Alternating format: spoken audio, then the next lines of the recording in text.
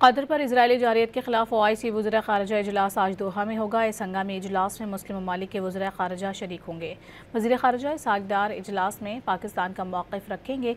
इस मौके पर मुमकिन तौर पर इजरायली जारियत का मुँह तोड़ जवाब देने के लिए मुश्तरका लाहे अमल अपनाया जाएगा।